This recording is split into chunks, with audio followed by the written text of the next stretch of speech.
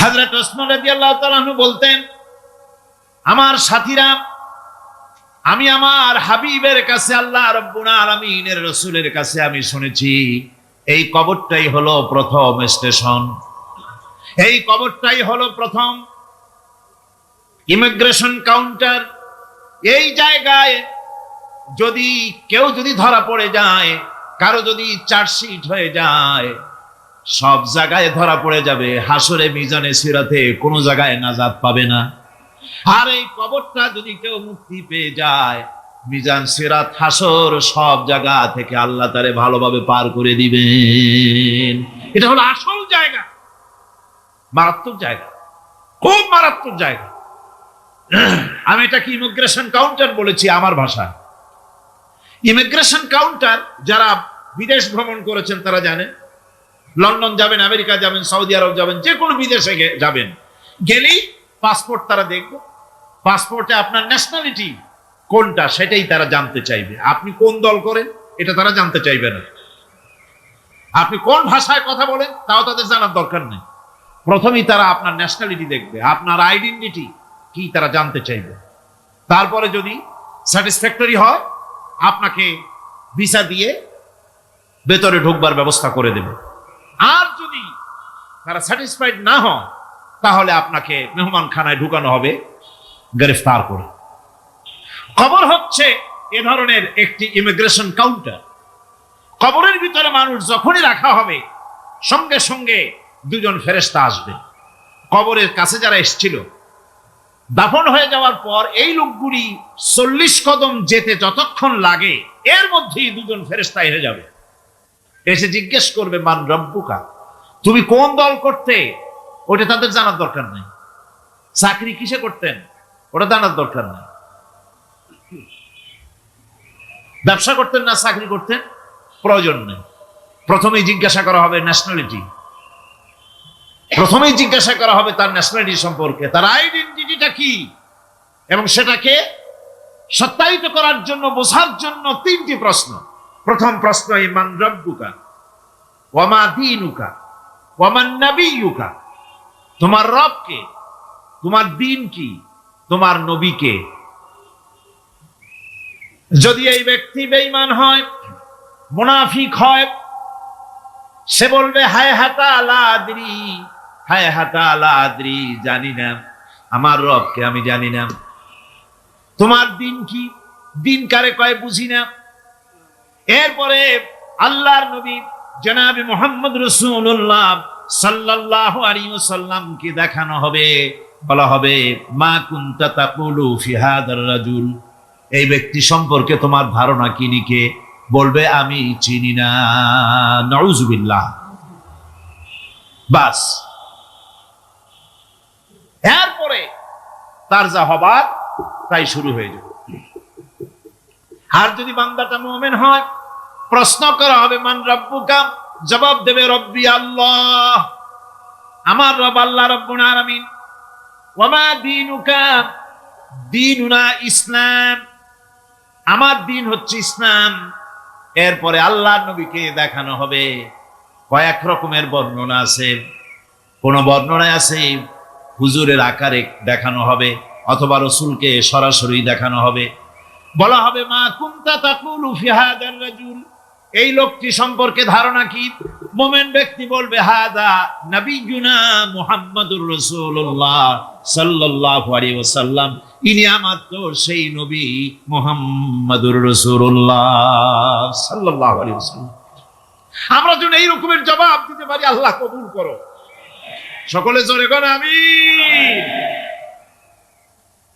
জবাব হয়ে যাওয়ার পর গায়ব থেকে আওয়াজ আসবে, ফাফরিশু বিল জান্নাতি ওয়ালবিসু বিল জান্নাহ, ও আমার ফেরেশতারা, আমার এই বান্দাকে জান্নাতের পোশাক পরাইয়া দাও, আর কবরটাকে জান্নাতের বিছানা বিছাইয়া দাও।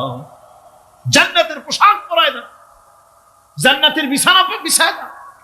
ইলা মাদ্দা বাসারিহি, তার চোখের দৃষ্টি যত দূর যায়, কবরটা ততটা প্রশস্ত করে দাও। এরপর বেহেশতের পোশাক পরাইয়া, বেহেশতের বিছানা বিছায়া ফেরেশতা বলবে নুম কানাউমুল উরুস, ঘুমিয়ে যাও। দুলামিয়া যেমন বাসর সজ্জায় নতুন বউ নিয়ে আরামে ঘুমায়, এরকম আরামে ঘুমায় যাও। ইলা ইয়াউমিল কিয়ামা, কিয়ামত পর্যন্ত ঘুমায় থাকবে, আরামে ঘুমিয়ে থাকবে। এরপরে সিংগায় ফুৎকার হবে, সিংগার ফুৎকারের আওয়াজে তার ঘুম ভেঙে যাবে, বলবে ইয়া ওয়াইলানা মান বাআসানা মিন মারকাদিনা, হায় আফসোস, আমার এত আরামের ঘুম থেকে কে আমাকে জাগ্রত করলো, আমার ঘুমটারে নষ্ট করলো কে? আওয়াজ আসবে, হাদা মা ওয়াদার রহমান ওয়া সাদাকাল মুরসালুন, এটা হচ্ছে রহমানের সেই ওয়াদা, আর মুরসালিনরা নবীরা সত্য কথাই বলেছিলেন, সেই কিয়ামত অনুষ্ঠিত হচ্ছে। সেজন্য এই দুনিয়ার মোহে পড়ে থাকলে পরে দুনিয়ায় যারা অগ্রাধিকার দিবে দুনিয়াকে পরকালের তুলনায়, জবাব দিতে পারবে না কবরের ভিতরে গিয়া। আর যারা পরকালকে অগ্রাধিকার দিবে, দুনিয়ার চাইতে পরকালকে বেশি অগ্রাধিকার দেবে, আর আল্লাহর ভয় কলিজার ভিতরে রাখবে, কবরের জবাব সঠিকভাবে দিতে পারবে, কিয়ামতের দিন আল্লাহ রাব্বুল আলামিন তাদের জন্য জান্নাত দান করবেন। জোরে বলেন আমিন। দুনিয়াটা হচ্ছে দুনিয়া যেখানে আমরা আসি। আমি আগেই বলেছি দুনিয়া হচ্ছে আদনা শব্দ থেকে এর উৎপত্তি হয়েছে, তুচ্ছ, নিকৃষ্ট, এটার দাম নাই, এটার মূল্য নাই। হযরত ইবনে কাইয়িম রাহিমাহুল্লাহ নওয়ারাল্লাহু মারকাদাহু ওয়া জাআলাল জান্নাতা মাথওয়াহু, হযরত ইবনে কাইয়িম তিনি বলছেন, সুন্দর করে বলছেন দুনিয়া সম্পর্কে, মা মাদা ফিদ দুনিয়া আহলামুন ওয়া মা বাকিয়া মিনহা আমানি ওয়াল ওয়াক্তু বাইনাহুমা দাইউন। মা মাদা ফিদ দুনিয়া আহলামুন, জীবনের যে অংশ ফেলে এসেছি সেটা আজ একটা স্বপ্ন। ওয়া মা বাকিয়া মিনহা আমানি, আর জীবনের যে অংশ সামনে বাকি আছে সেটা এখন একটা আকাঙ্ক্ষা। ওয়াল ওয়াক্তু বাইনাহুমা দাইউন, আর এর মাঝখান থেকে সময় সব চলে যাচ্ছে। কত বড় কথা চিন্তা করেছেন? জীবনের যে অংশ ফেলে এসেছি তা আজকে স্বপ্ন, তা আজ কি বলেন? স্বপ্ন। আর সামনে যা আছে সেটা আকাঙ্ক্ষা, আর মাঝখান থেকে সময় সব চলে যাচ্ছে। এরপরে তিনি বলছেন, وَمَنْ يَسْحَبِ الدُّنْيَا يَكُنْ مِثْلَ قَابِضٍ عَلَى الْمَاءِ خَالَتْهُ فُرُوجُ الْأَصَابِعِ। দুনিয়াদারের অবস্থা হচ্ছে এই, কেউ যদি দুই হাতে পানি খামসায় ধরে, দুই হাতে কি ধরছে বলে? দুই হাতে পানি খামসায় ধরেছে, খুব মজবুত করে ধরেছে, দুই মুঠ পানি, বলেন থাকবে কতটুকু? কতটুকু থাকবে? এক ফোঁটাও থাকবে না, কারণ তার আঙ্গুলের ফাঁক তার সাথে খেয়ানত করবে, আঙ্গুলের ফাঁক দিয়া পানিগুলি সব বেরিয়ে চলে যাবে। সুতরাং দুনিয়া যারা চায় তারা ঠিক পানি খামসায় ধরলে পানি যেমন হাতের ভেতর থেকে খেয়ানত করে চলে যায়, যারা দুনিয়া চায় দুনিয়াও তাদেরকে এভাবে ফাঁকি দিয়ে চলে যায়। তবুও দুনিয়ার মায়া মানুষের এত বেশি। আল্লাহর নবী বলেন, লাউ কানা লি ইবনি আদামা ওয়াদিন মিন যাহাবিন লাহাব্বা ইয়াকুনা লাহু সারিন, এই পৃথিবীতে যদি কাউকে একটা মাঠ ভরে যদি সোনা দেওয়া যায়, লোকটা বলবে রব্বুল আলামিন, আমি যদি আরেকটা মাঠ এরকম সোনা ভরা পেতাম, দ্বিতীয় আরেকটা মাঠ দেওয়া হলে আবার বলবে যদি তৃতীয় আরেকটা মাঠ সোনা ভরে যদি পেতাম। নবীজি বলেন, ওয়ালা ইয়ামলাউ জাওফু ইবনু আদামা ইল্লা তুরাব, মানুষের পেট 3.5 হাত মাটি ছাড়া, কবরের মাটি ছাড়া মানুষের পেট ভরবে না। আরো চাই, আরো চাই, চাওয়ার কোনো শেষ নাই। মানুষ এভাবে করে দুনিয়ার মহব্বতে এমনি পাগল হয়ে যায়, শুধু দুনিয়ার মহব্বত, পরকালকে বেমালুম ভুলে যায়। আমি কিন্তু এই কথা বুঝাতে চাই নাই যে পরকালের মহব্বতে, পরকালের ভয়তে বা পরকালের জন্য দুনিয়া আপনি বাজার ঘাট, বেচা কিনা, ব্যবসা বাণিজ্য সবকিছু ভুলে যান, না তা নয়। ভুল বোঝার কোনো কারণ নাই। পরকালকে অগ্রাধিকার দিতে হবে, মানে দুনিয়াটা চিরস্থায়ী জায়গা নয়, চিরস্থায়ী হচ্ছে কোনটা? আখিরাত। চিল্লা এখন কোনটা? সুতরাং এখানে যা করতে হবে, আখেরাতে জবাবদিহিমূলক জীবনযাপন করতে হবে। আপনি ব্যবসা করবেন, ওজনে কম দিতে পারবেন না, আপনি খাদ্যে ভেজাল দিতে পারবেন না, চুরি করতে পারবেন না, ডাকাতি করতে পারবেন না, জেনা করতে পারবেন না, বদমাশি করতে পারবেন না, মদ খেতে পারবেন না, সন্ত্রাসী হতে পারবেন না, হাইজ্যাকার হতে পারবেন না, চাঁদাবাজ হতে পারবেন না, মুনাফাখোর হতে পারবেন না, আপনি চোরা কারবারি হতে পারবেন না, ঘুষখোর হতে পারবেন না, সুদখোর হতে পারবেন না। এই সব কাজ পরকালকে বিশ্বাস করলেই এ সমস্ত কাজ থেকে মানুষ বিরত থাকতে পারে। কথা ঠিক কিনা? এটাই হচ্ছে। সুতরাং এই পৃথিবী থাকবে না, এটা কি চিরকাল থাকবে না, এর একটা পরিসমাপ্তি ঘটবে।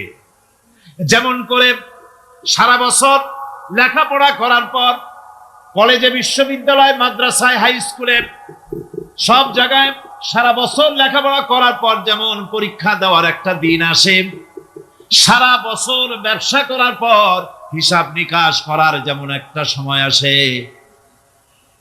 সারা মাস চাকরি করার পর বেতন পাওয়ার যেমন একটা দিন আসে, সারা জীবন চাকরি করার পর পেনশন পাওয়ার যেমন একটা সময় আসে, অনুরূপ ভাবে এই দুনিয়া যেদিন শেষ হয়ে যাবে, আল্লাহ নির্ধারিত সময় শেষ হয়ে যাওয়ার পর একটা সময় আসবে যখন আল্লাহ রব্বুল আলামিন সব শেষ করে দিবেন, লন্ড ভন্ড হয়ে যাবে, কিছুই থাকবে না। কোরআনে সব আল্লাহ বলে দিয়েছেন। আল্লাহ পাক বলেন এই পৃথিবীর সব কেমন ভাবে ধ্বংস হবে তার চিত্র আল্লাহ পাক কোরআনে কারিমে তুলে ধরেছেন। ইযাস সামাউন ফাতারাত ওয়া ইযাল কাওয়াকিবু তাসারাত ওয়া ইযাল বিহারু ফুজ্জিরাত ওয়া ইযাল কুবুরু বু'সিরাত। যখন আকাশসমূহ দীর্ঘ বিদীর্ণ হয়ে যাবে, তারকাগুলি বিক্ষিপ্ত হয়ে ছিটকে পড়বে, আর সমুদ্রগুলি উচ্ছ্বসিত হয়ে পড়বে, কবরগুলি সব তার ভেতরে যা আছে উদ্গীরণ করে দেবে, তারকাগুলি স্থিমিত হয়ে যাবে। এরপরে সমস্ত আকাশগুলি সিজিল্লিল কুতুব, কিতাবের পৃষ্ঠার মতো একটার পরে একটা ঠাস ঠাস করে পড়তে থাকবে, চূর্ণ বিচূর্ণ হয়ে ভেঙে চুরে একাকার হয়ে যাবে। পাহাড়গুলিকে উড়িয়ে দেওয়া হবে, চন্দ্র এবং সূর্য একাকার হয়ে। আল্লাহ রাব্বুল আলামিন বলেন ফাইদা বারিকাল বাসার ওয়া খাসাফাল কমার ওয়া জুমিআশ শামসু ওয়াল কমর। চক্ষু যখন বিস্ফারিত হয়ে যাবে, চাঁদ যখন তার আলো হারিয়ে ফেলবে, সূর্য যখন তার আলো হারিয়ে ফেলবে, চাঁদ আর সূর্য সব একাকার হয়ে যাবে, সেই সময়ের অবস্থাটা কি চিন্তা করো। মানুষ হয়রান হয়ে দৌড়াদৌড়ি করবে। ওয়াহুমিলাতিল আরদু ওয়াল জিবালু ফাদুক্কাতা দাক্কাতান ওয়াহিদা। জমিন এবং পাহাড়গুলির মধ্যে আল্লাহ রাব্বুল আলামিন সংঘর্ষ বাঁধিয়ে দিবেন, পাহাড়গুলি ভেঙে চুরে টুকরা টুকরা হয়ে যাবে, পাহাড়গুলি উঁচু করে জমিনের উপরে আছাড় মেরে আল্লাহ রাব্বুল আলামিন ভেঙে চুরে চুরমার করে দিবেন। সুবহানাল্লাহ। ওয়া তাকুনুল জিবালু কালইহনিল মানফুস। পাহাড়গুলো পেঁজা ধোনা তুলার মতো করে উড়িয়ে দেওয়া হবে, পাহাড় উড়ে যাবে। সুবহানাল্লাহ। পাহাড় পাথরের তৈরি করা পাহাড়, এই পাহাড়গুলি তুলার মতো হয়ে উড়বে কিভাবে? আমি এই দৃশ্য নিজের চোখে কিছুটা হলেও দেখছি। আজ থেকে 10 দিন আগে আমি ইতালি সফর করে এসেছি। ইতালির রাজধানী রোম। রোম প্রাচীন সভ্যতার লালন ভূমি। কোরআনে কারিমে সূরায়ে রোম রয়েছে। এই রোম সেই রোম। এখানের বাদশার কাছে রাসূল করিম সাল্লাল্লাহু আলাইহি সাল্লাম হেরাক্লিয়াসের কাছে চিঠি পাঠিয়েছিলেন। সেই রোম 12 থেকে 15,000-এর মতো বাংলাদেশি মুসলমান সেখানে আছে। জুমার দিন, যেদিন আমি গেলাম তার পরের দিনই জুমা ছিল। জুমার নামাজ পড়লাম ভ্যাটিকানের কাছেই বিশাল মসজিদ, ইউরোপের ভিতরে সবচেয়ে বড় মসজিদ এটা। রোম ইসলামের দুশমনদের রাজধানী, সেইখানে যখন আজান হচ্ছে আশহাদু আন্না মুহাম্মাদার রাসূলুল্লাহ, আমার অনুভূতির কথা আপনাদেরকে বোঝাতে পারবো না, কি অনুভূতির সৃষ্টি হয়েছে আমার ভেতরে। ভ্যাটিকানের পোপ এক পাশে, কিছু দূরেই ভ্যাটিকান, ওটা হচ্ছে গোটা পৃথিবীর সমস্ত খ্রিস্টানদের কাবা ভ্যাটিকান, তার পাশেই বিশাল মসজিদ, সেখানে নামাজ পড়লাম। চিন্তার ভেতরে আসলো আল্লাহ রাব্বুল আলামিন তার হাবিবের নাম, তার তাওহীদ, তার রিসালাতকে কিভাবে বিশ্বময় ছড়িয়ে দিলেন। আবু জাহেল চাইছিল মুহাম্মদ সাল্লাল্লাহু আলাইহি ওয়াসাল্লামকে স্তব্ধ করে দেবে মক্কার জীবনেই। কত বদনাম, সাহের, কাহেন, কাযযাব, শায়ের, নাউযুবিল্লাহি মিন যালিক, কত গালাগালি করলো। আর আল্লাহ শোনালেন, হাবিব চিন্তার কোনো কারণ নাই, ওয়ারাফা'না লাকা যিকরাক, আমি আপনার প্রশংসা বিশ্বময় ছড়িয়ে দেব। সুবহানাল্লাহি ওয়া বিহামদিহি। আল্লাহ পাক বিচারটাকে নির্ভুল করার জন্য, সঠিক করার জন্য প্রত্যেকের গলায় আমলনামা ঝুলায় রাখছেন, এখানে রেকর্ডের ব্যবস্থা করা হয়েছে। আল্লাহ পাক বলছেন, ওয়া কুল্লা ইনসানিন আলজামনাহু তাইরাহু ফি উনুকিহি ওয়া নুখরিজু লাহু ইয়াওমাল কিয়ামাতি কিতাবান ইয়ালকাহু মানশুরা। আল্লাহ পাক বলেন, প্রত্যেকের ভালো মন্দ কর্মফল, কর্মলিপি আমি তার গলায় ঝুলায় রেখেছি। কিয়ামতের দিন সে নিজের কাছে স্পষ্ট সব দেখতে পারবে, কোনো জিনিস বাদ পড়বে না। তার গলায় তার আমলনামা ঝুলানো আছে, সব রেকর্ড হতেছে। আমরা যা করছি সবগুলি রেকর্ড হয়ে যাচ্ছে। বর্তমান বিজ্ঞানীরা আবিষ্কার করেছে যে মানুষের শরীরের ভিতরে ডিএনএ আছে, রক্তের ভিতরে ডিএনএ, এটা একটা কোডর। মানুষের রক্তের ভিতরে ডিএনএ আছে, যেমন তার ব্রেনের ভিতরে কতগুলি কোষ আছে, এক একটা কোষ এক এক ধরনের কাজ করে, অনুরূপ ভাবে তার শরীরের ভিতরে রক্তের ভিতরে ডিএনএ আছে। এই ডিএনএটা কি? এই ডিএনএটা হচ্ছে, এই ডিএনএ একটা কম্পিউটারের মতো কাজ করতেছে। লোকটা কি করবে, কোথায় যাবে, সে ভালো হবে মন্দ হবে কি হবে, সব তার ডিএনএর মধ্যে রেকর্ডকৃত আছে। এটা বোঝার জন্য একটা সুন্দর দৃষ্টান্ত দেওয়া যায়। যেমন এই কাগজটাকে আপনারা মনে করুন একটা গাড়ির একটা ব্লুপ্রিন্ট, একটা গাড়ির ব্লুপ্রিন্ট। এখানে লেখা আছে গাড়ি কিভাবে তৈরি হবে। এই কাগজটা নিয়ে ঘরের মধ্যে রেখে দিলেন, এখন এই কাগজটা থেকেই অটোমেটিক গাড়ির উইন্ডো তৈরি হলো, শিল তৈরি হলো, গাড়ির বডি তৈরি হলো, চেসিস তৈরি হলো, টায়ার তৈরি হলো, ইঞ্জিন তৈরি হলো, ব্যাটারি তৈরি হলো, পেট্রোল নিল, আর কোন রকমের ড্রাইভার ছাড়াই গাড়ি চলতে আরম্ভ করলো। এই কথাটা যদি মনের মাথার মধ্যে আনতে পারেন যে এটা কিভাবে হইতে পারে, এতে লেখা অনুযায়ী যেভাবে হওয়া যদি সম্ভব হয়, অনুরূপ ভাবে মানুষের রক্তের ভিতরে ডিএনএ এরা আবিষ্কার করেছে। এর ভিতরে মানুষের ভালো মন্দ, কোথায় যাবে কি করবে, সবকিছুর মধ্যে রয়েছে।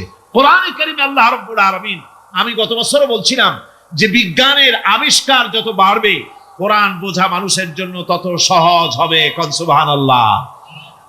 কোরআন বোঝা মানুষের জন্য তত সহজ হবে। সুতরাং মানুষের গলার সাথে আল্লাহ পাক বলছেন যে একটা আমলনামা আমি ঝুলাই দিয়েছি তার গলার সাথে, সে যা করতেছে ওখানে সব লিপিবদ্ধ হচ্ছে, কম্পিউটারাইজড, কম্পিউটারের মতো এগুলি সব গ্রহণ করতেছে। এগুলি কিয়ামতের দিন তার সামনে হাজির করা হবে। কিয়ামতে যখন আমলনামা তার সামনে দিয়ে বলা হবে, ইকরা কিতাবাকা কাফা বিনাফসিকাল ইয়াওমা আলাইকা হাসিবা, তাকে বলা হবে নিজের কর্মলিপি নিজেই পড়ো, আজ তুমি তোমার নিজের হিসাব নিতে যথেষ্ট।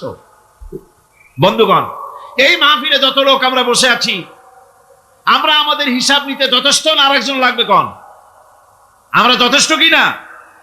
কথা বোঝেন নাই। আমি বলতে চাইছি এটা, আমরা যদি এখন চোখ বুঝে চিন্তা করি যে পিছনের জীবনে কি করেছি, মনে পড়বে নাকি পড়বে না?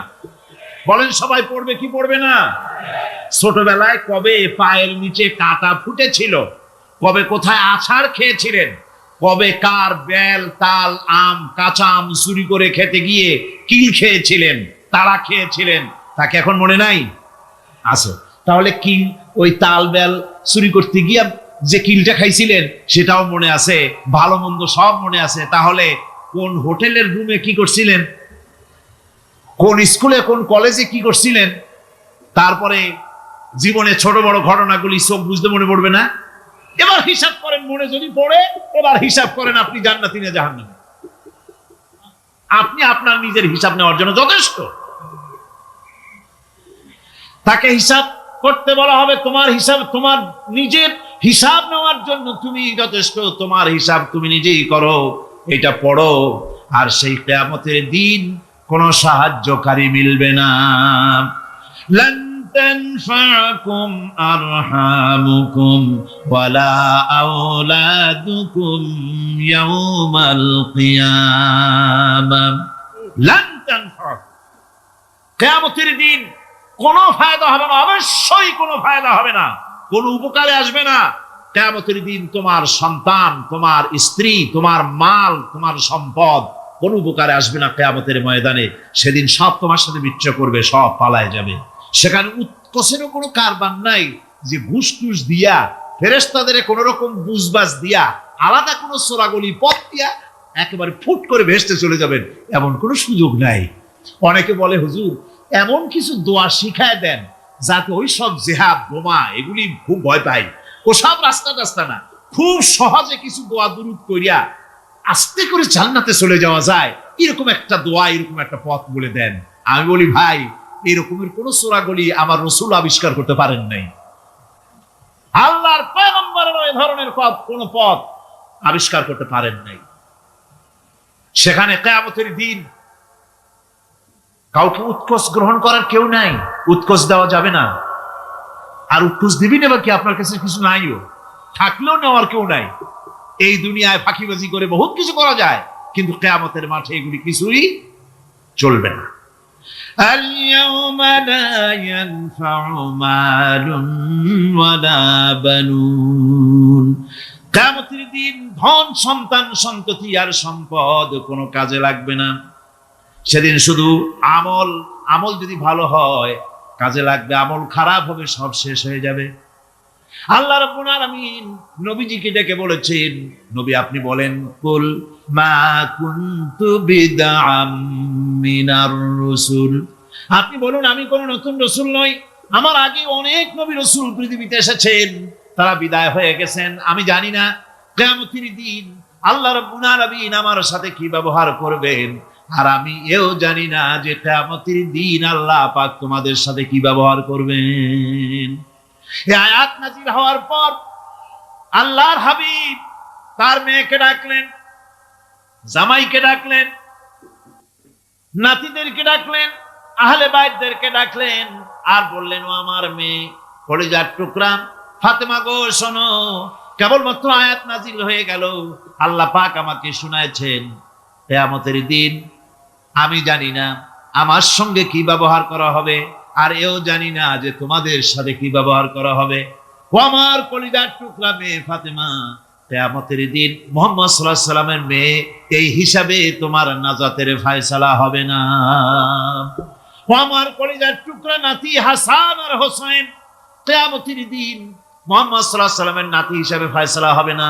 ও আমার জামাই হযরতে আলী, কিয়ামতের দিন আমার জামাই হিসাবে নাজাতের ফয়সালা হবে না। আমল যদি ভালো হয় ফয়সালা ভালো হবে, জান্নাতে চলে যাবে। আমল যদি খারাপ হয় কার নাতি কার জামাই দেখা হবে না। সুবহানাল্লাহ, কঠিন কিয়ামতের মাঠ। এই পরকালের বিশ্বাস যদি কলিজার মধ্যে ঢোকে মানুষ ভালো হয়ে যাবে। কোন সুবহানাল্লাহ।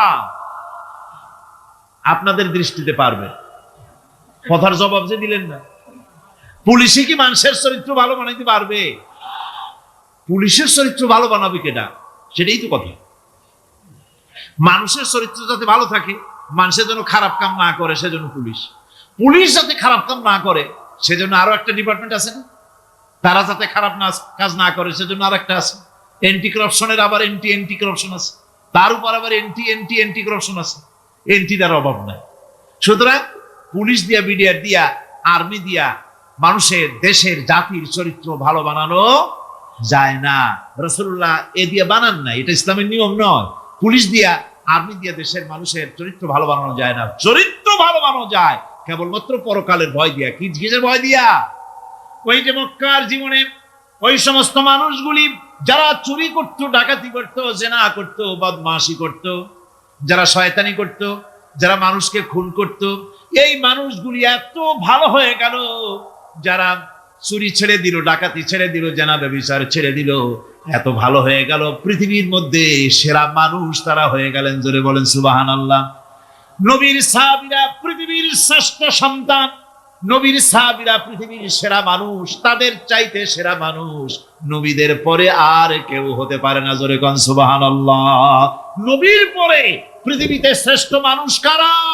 সাহাবায়ে কেরাম রিদওয়ানুল্লাহ তাআলা আলাইহিম আজমাইন। ওনারা তো কুফরের মধ্যে ছিলেন, শিরকের মধ্যে ছিলেন, চুরি, ডাকাতি, জেনা, ব্যভিচার এমন কোনো পাপ নাই যা করা হয়নি।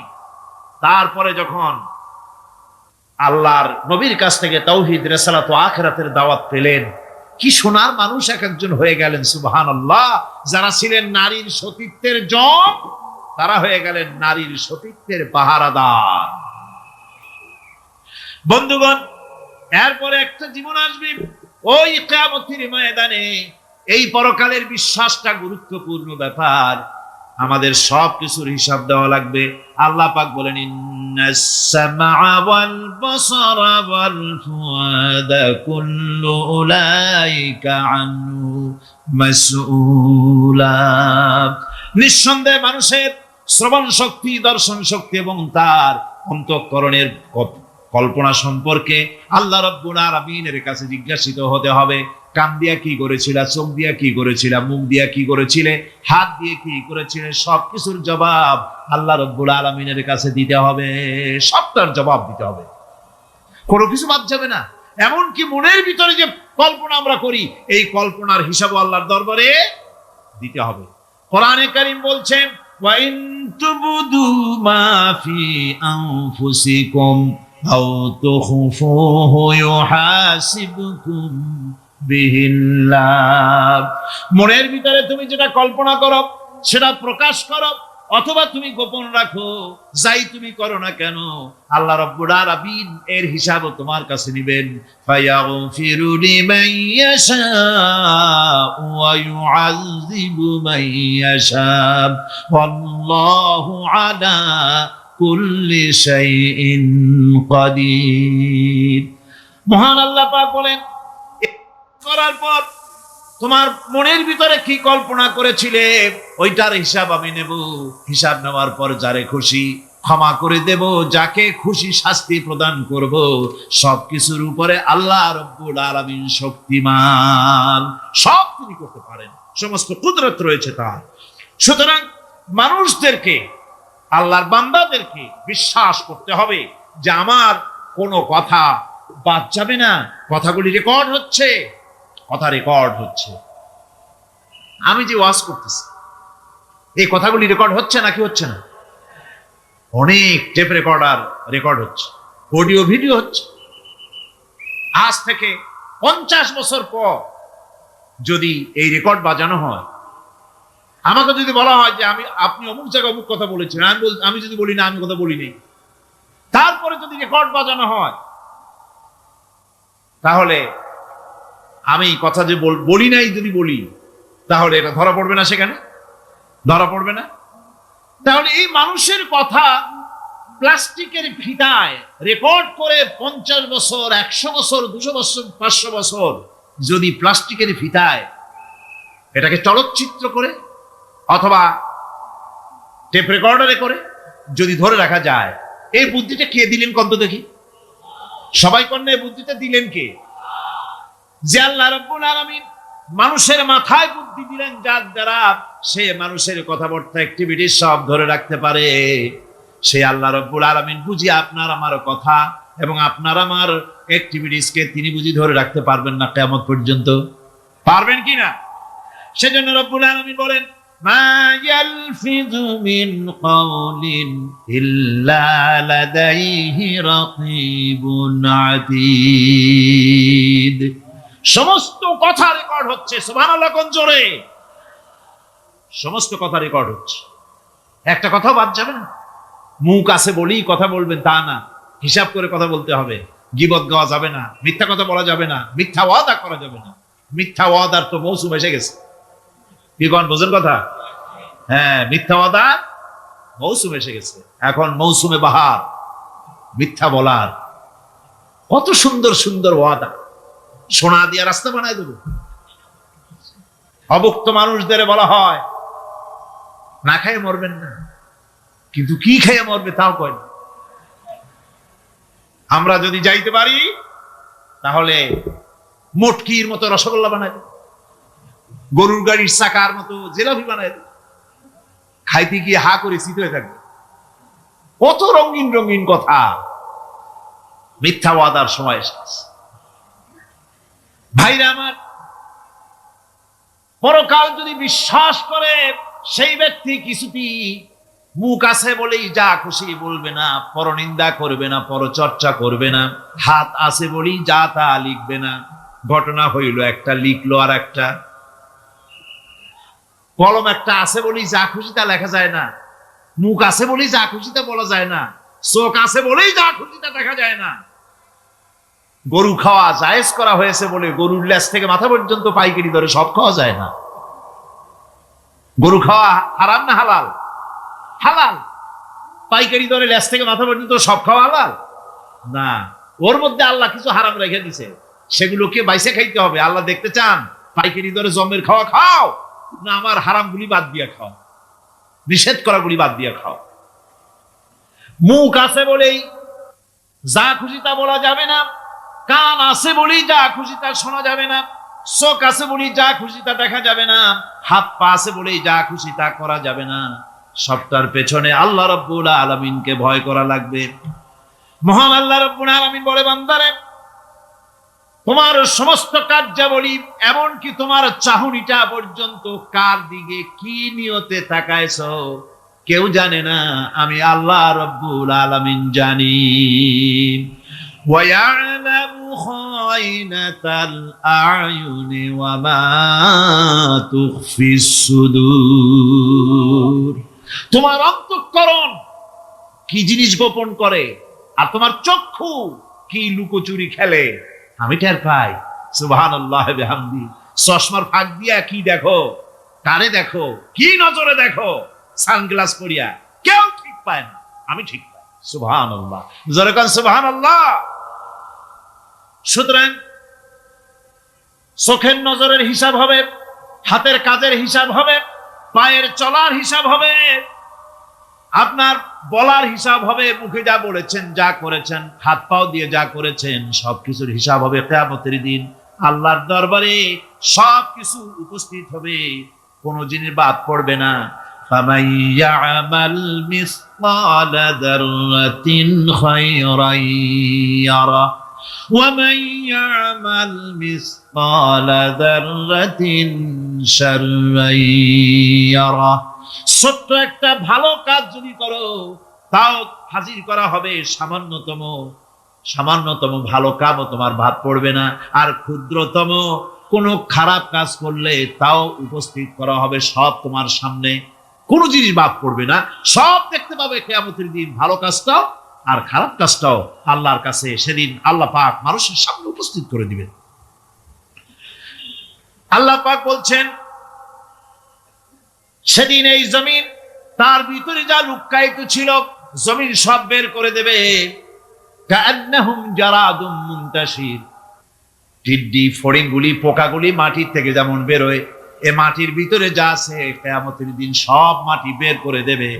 ইযা যুলজিলাতিল আরদু জিলজালাহা ওয়া আখরাজাতিল আরদু আসকালাহা ওয়া ক্বালাল ইনসানু মা লাহা। এ জমিনকে ঝাঁকি মারা হবে প্রবল এক ঝাঁকুনি, প্রবল এক ঝাঁকুনিতে এই পৃথিবীর মধ্যে যা কিছু আছে সব বেরিয়ে যাবে। সুবহানাল্লাহ কইতে ইচ্ছা করে না মিয়ারা? এক ঝাঁকুনিতে পৃথিবী সব বের করে দেবে। মানুষ হয়রান হয়ে বলবে, কি হয়েছে, এ মাটির হলোটা কি? আমার বন্ধুগণ, মানুষ হয়রান হয়ে গিয়ে বলবে, মাটির কি হলো? আল্লাহ রাব্বুল আলামিন বলেন, ইয়াউমাইযিন তুহাদ্দিসু আখবারাহা বিআন্না রাব্বাকা আওহালাহা। জমিনের উপরে যা ঘটেছে জমিন তা সব বের করে দেবে, সব প্রকাশ করে দেবে। আর এটা এই জন্য হবে যেহেতু তার রবের হুকুম হয়েছে, তার রব হুকুম করেছে, বের করে দে। জমিনের ভিতরে আছে যা সব বেরিয়ে যাবে, আকাশ ভেঙে পড়বে, পাহাড় উড়ে যাবে, জমিনের ভিতরে যা আছে সব উপরে চলে আসবে, পৃথিবীতে সব শেষ, কিচ্ছু নাই, আকাশ নাই, পাহাড় নাই, সমুদ্র নাই, সব একাকার, চন্দ্র নাই, সূর্য নাই, তারকা নাই, গ্যালাক্সি নাই, মহাশূন্য নাই, সব শেষ। আল্লাহ রাব্বুল আলামিন সমস্ত ফেরেশতাদেরকে শেষ করে দিবেন, সকলের মওত হয়ে যাবে, কেউ আর থাকবে না, এমনকি হযরতে আজরাইল মালাকুল মউত তিনিও থাকবেন না, সব আল্লাহ রাব্বুল আলামিন মৃত্যু করে দিবেন। এরপরে আল্লাহ রাব্বুল আলামিন একা তিনি বলবেন, ইয়া দুনিয়া, ইয়া দুনিয়া আইনা আনহারুকি, এ পৃথিবী তোর সেই সমুদ্রগুলি কোথায়, নদীগুলি কোথায়?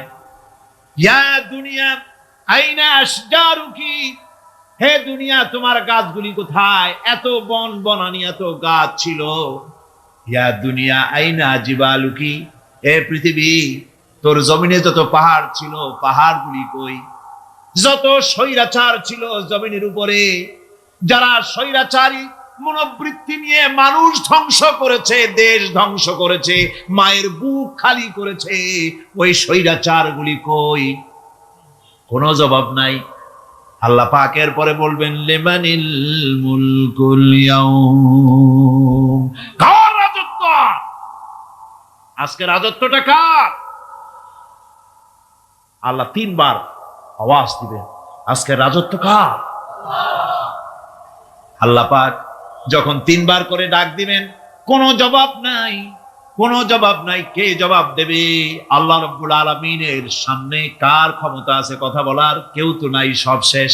আল্লাহ পাক বলবেন, লিল্লাহিল ওয়াহিদুল কাহ্হার, একমাত্র পরাক্রমশালী আল্লাহ রাব্বুল আলামিনের রাজত্ব আছে। সেই হাসরের মাঠে আমাদের সকলকে উপস্থিত হয়ে যেতে হবে, কেউ আমরা এখান থেকে বাঁচতে পারবো না, সবাইকে উঠতে হবে। অপরাধীরা সেখানে অসহায় হয়ে যাবে,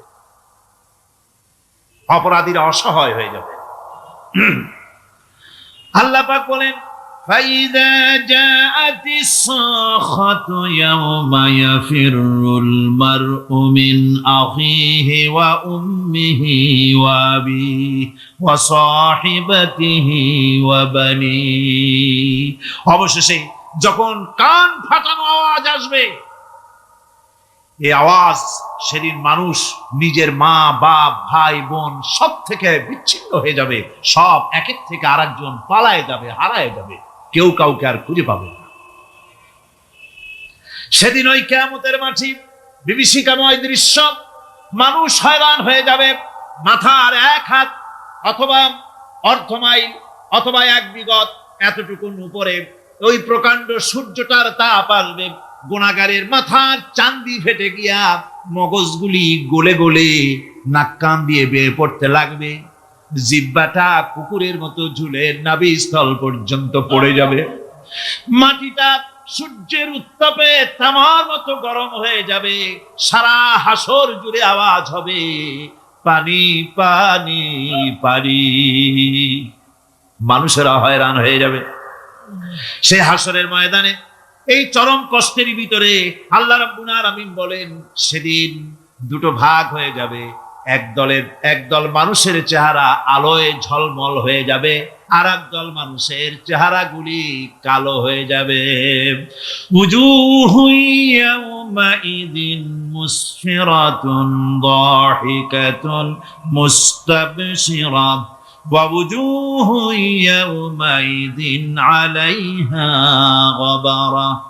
আল্লাহ পাক বলেন, এক শ্রেণীর মানুষের চেহারা হাস্যোজ্জ্বল ঝলমলে হয়ে যাবে, আর এক শ্রেণীর মানুষের চেহারাগুলি কালো হয়ে যাবে। তারহাকুহা কাতারা উলাইকা হুমুল কাফারাতুল ফাজারা। হাস্যোজ্জ্বল, স্বচ্ছন্দপূর্ণ, সুন্দর, উজ্জ্বল ঝলমলে চেহারা হবে ঈমান আনার কারণে, পরকালকে বিশ্বাস করার কারণে, আল্লাহ এবং রসুলের কথা অনুযায়ী জীবন যাপনের কারণে চেহারাটা উজ্জ্বল হয়ে যাবে। আর আল্লাহর নাফরমানি, রসুলের নাফরমানি, পরকালকে অস্বীকার করার কারণে কাফের গুলির চেহারা, মুনাফিক গুলির চেহারা কালো হয়ে যাবে। তাদেরকে আলাদা করে দেওয়া হবে। আমতাজুল ইয়াওমা আইয়ুহাল মুজরিমুন, মুজরিমদেরকে আলাদা করে দেওয়া হবে, দুইটা ভাগ হয়ে যাবে। এই চরম অবস্থা সৃষ্টি হবে কিয়ামতের ময়দানে। সেদিন রাসূল করিম সাল্লাল্লাহু আলাইহি ওয়াসাল্লাম উম্মতের জন্য সুপারিশ করবেন। সেই সুপারিশ যেন আমাদের করতে পারেন, সেজন্য আমাদেরকে তৈরি করতে হবে, সে ধরনের যোগ্য আমাদেরকে বানাতে হবে। বন্ধুগণ, এই পরকালীন জীবন, এর সম্ভাবনা, এটা যে হবে এবং সেই পরকালে আমাদের সকলকে যে উঠতে হবে, কিয়ামতে আল্লাহর কাছে জীবনের সবকিছুর জবাবদিহি করতে হবে, এই ভীতি সৃষ্টি করতে চায় আল্লাহ পাক মানুষের ভেতরে। আল্লাহ পাকের চাইতে মানুষের কল্যাণকামী আর কেউ আছে? চিল্লায় কোন আল্লাহর চাইতে, বিশ্ববাসীর সৃষ্টি জগতের কল্যাণকামী আল্লাহর চাইতে, রাসূলের চাইতে বেশি কেউ কি আছে? সে আল্লাহ পাক সব বলে দিলেন, ওপেন সিক্রেট করে দিলেন, সব গোপন ফাঁস করে দিলেন। অন্য আয়াতে আল্লাহ পাক বলেন, وآتاكم من كل سألتموه وإن تعدوا نعمة الله لا تحصوها। আল্লাহ পাক বলেন, তিনি তোমাদের প্রতি এত দয়াবান, আল্লাহ তোমাদের প্রতি এত দয়া রাখেন, এত মেহেরবানি করেন যে তোমাদের সমস্ত চাহিদা তিনি পূরণ করেছেন। তোমাদের জীবনে যা দরকার সব তিনি পূরণ করেছেন। এত পূরণ করেছেন, তোমরা যদি আল্লাহ পাকের নেয়ামতগুলি যদি গণনা করো, ওয়া ইন তাউদ্দু নি'মাতাল্লাহি লা তুহসুহা, আমার নেয়ামতগুলি যদি গুনতে থাকো, গুনে গুনে আমার নেয়ামত শেষ করতে পারবে না। সুবহানাল্লাহ ওয়া বিহামদিহি, আমার নিয়ামত গুনে শেষ করতে পারবে না, এত নিয়ামত আমি আল্লাহ রাব্বুল আলামিন দান করেছি। সুতরাং প্রকৃত কথা হচ্ছে যে মানুষ বড় অকৃতজ্ঞ, মানুষ সমস্ত নিয়ামতের শুকর আদায় করে না, নিয়ামত বোঝেও না। উলাইকা কাল আনাম, চোখ আছে, চোখ দিয়া সব দেখে, কিন্তু আল্লাহর নিয়ামত গুলি দেখে উপলব্ধি করার ক্ষমতা নাই। খায় জনমের খাওয়া, কিন্তু খাওয়ার পরে কার খানা খাইলো, কার দেওয়া খানা খেলো, এরপরে এতটুকুন শুকরিয়াও আদায় করে না। তো চোখ থাকতে দেখে না, অন্তর থাকতে চিন্তা করে না, কান থাকতে হক শোনে না। আল্লাহ পাক বলেছেন, উলাইকা কাল আনাম, এরা হলো জানোয়ারের মতো। কিসের মতো বলুন? আল্লাহ বলেন না বালহুম আদাল, শুধু জানোয়ারের মতো না, বরং জানোয়ারের চাইতেও নিকৃষ্ট। জোরে কোন নাউজুবিল্লাহ। যাদের চোখ থাকতে দেখলো না, কান থাকতে শুনলো না, অন্তঃকরণ থাকতে বিবেচনা করলো না, এরা চতুষ্পদ জানোয়ারের মতো। আল্লাহ পাক বলছেন, আর রহমান আল্লামাল কোরআন, এই কোরআন শিক্ষা দিয়েছেন রহমান, যিনি দয়ার সাগর, যিনি মানুষের সব প্রয়োজন মিটিয়েছেন। কোরআনের মতো একটা বড় প্রয়োজন তিনি মিটাবেন না, তা কি হতে পারে?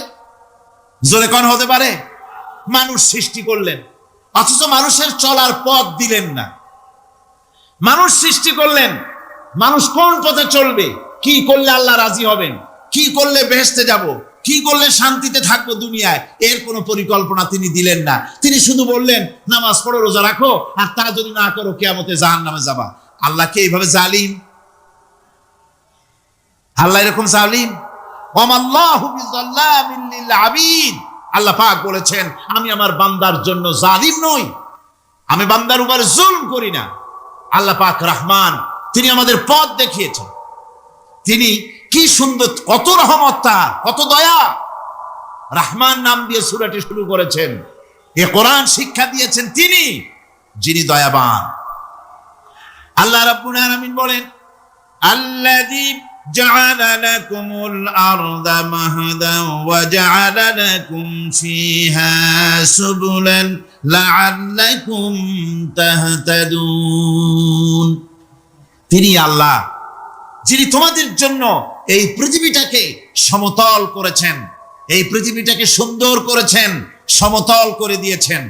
আর তোমাদের চলার জন্য তিনি রাস্তা তৈরি করেছেন, সমতল জমিনের উপরে করে দিয়েছেন, পৃথিবীটাকে সমতল করেছেন, মাটিটাকে সুন্দর করেছেন, রহমত করেছেন। তিনি পৃথিবীর মানুষকে বসবাসের জন্য একটা পৃথিবী বানালেন, কিন্তু সেই পৃথিবীতে সেই মাটিটা এমন হলো যেখানে এত শক্ত যা বিল্ডিং করা যায় না, যেখানে মাটি খোসা যায় না, জমিন চাষ করা যায় না। জমিন কি এরকম শক্ত? জোরে বলেন, এরকম শক্ত? এরকম শক্ত না। আবার বৃষ্টি পড়লে যে কাদা হয়, ওই রকম যদি জনমের মতো আল্লাহ কাদা বানায় দিতেন যে মানুষ দাঁড়াইতেই পারে না, কাদার মধ্যে ডুবে যায়, এরকম যদি অবস্থা হতো তাহলে এই পৃথিবী, এই জমিনের উপরে মানুষ বাড়ি ঘর বানাইতে পারতো না। ঠিক কিনা কর? আল্লাহ পাক বলছেন, আমি একটা ভারসাম্যের মাধ্যমে এই পৃথিবীকে, এই জমিনকে সৃষ্টি করছি, এবং এই জমিন যেন তোমাকে নিয়ে নড়াচড়া করতে না পারে সেজন্য আমি পাহাড় দিয়েছি। পাহাড়গুলিকে কিলকের মতো, পেরেকের মতো খিল মেরে দিয়ে পৃথিবীটার ভারসাম্য রক্ষা করেছি, যাতে করে তোমাকে নিয়ে টালমাটাল হতে না পারে। এই সুন্দর করে পৃথিবীটা বানালাম। তারপরে وَلَقَدْ مَكَّنَّاكُمْ فِي الْأَرْضِ وَجَعَلْنَا لَكُمْ فِيهَا مَعَائِشَ قَلِيلًا مَا تَشْكُرُونَ।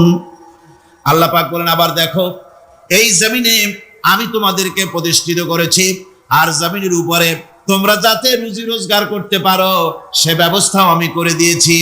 জমিন সৃষ্টি করেছি, আবার রুজি রোজগার করবে সে ব্যবস্থাও আমি তোমাদের জন্য করে দিয়েছি। এই পৃথিবী তুমি চাষাবাদ করবে, তাতে ফসল হবে সে ব্যবস্থা করে দিয়েছি, বাড়িঘর বানাবে সে ব্যবস্থা করে দিয়েছি। তারপরে পৃথিবীর এই মাটির নিচে তোমার জন্য সম্পদ রেখেছি, সমুদ্রের ভিতরে, নদীর ভিতরে, সেখানেও তোমার জন্য সম্পদ রেখেছি। আমি রহমান, সব প্রয়োজন মিটিয়েছি।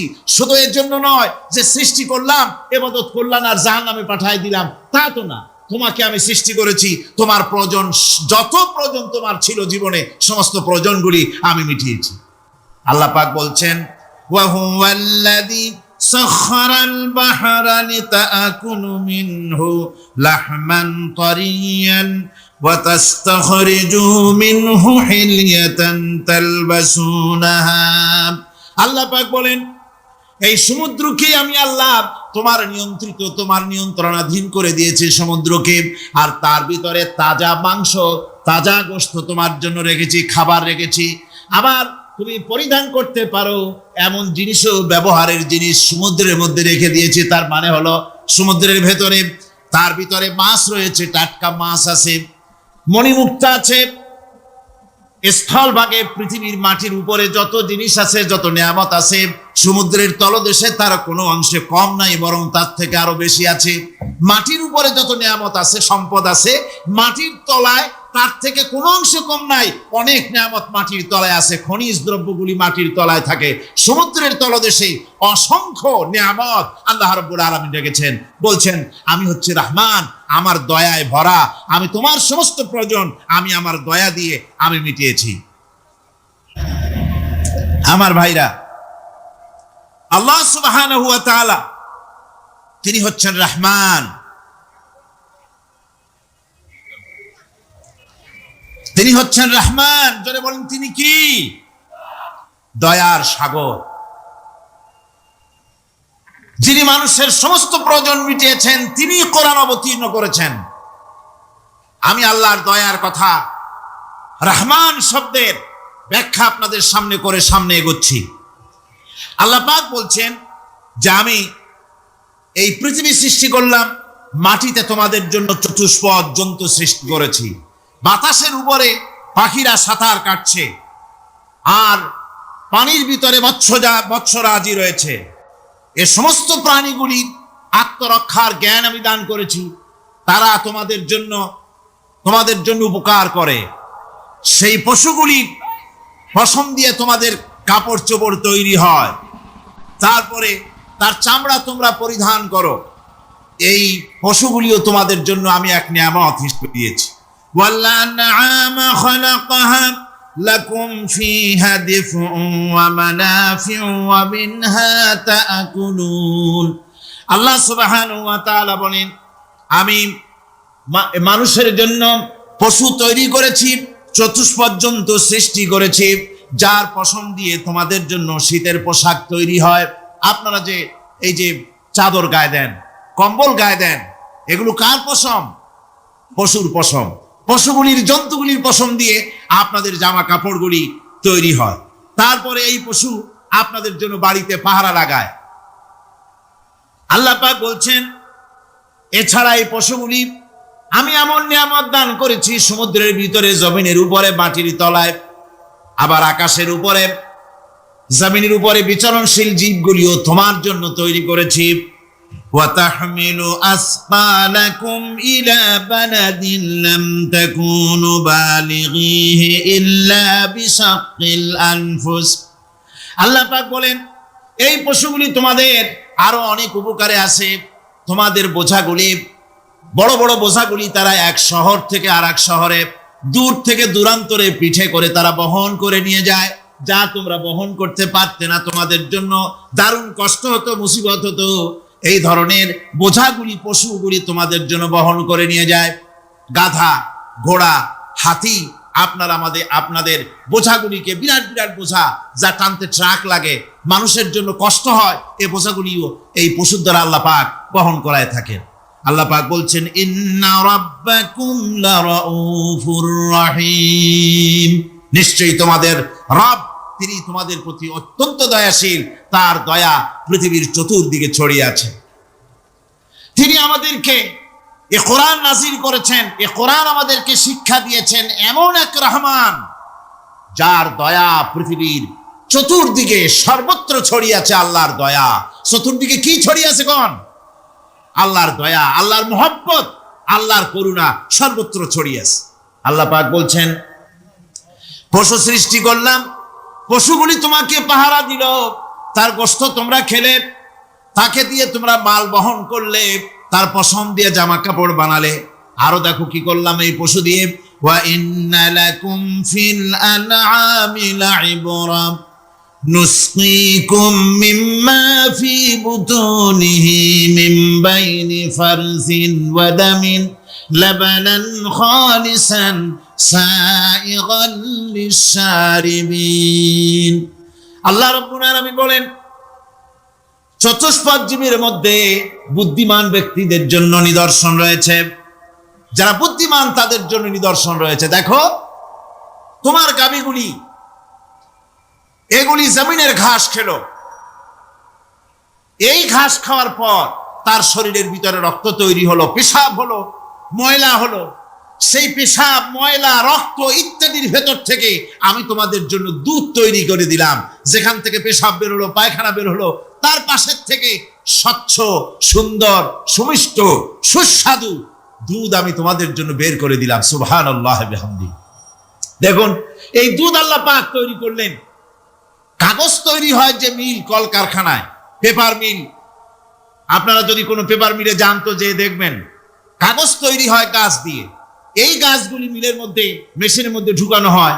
মেশিনের ভিতরে গাছটা ঢুকে মেশিনের তাপে, বৈদ্যুতিক তাপে এই গাছগুলি গলে যায়, পানি হয়ে যায়।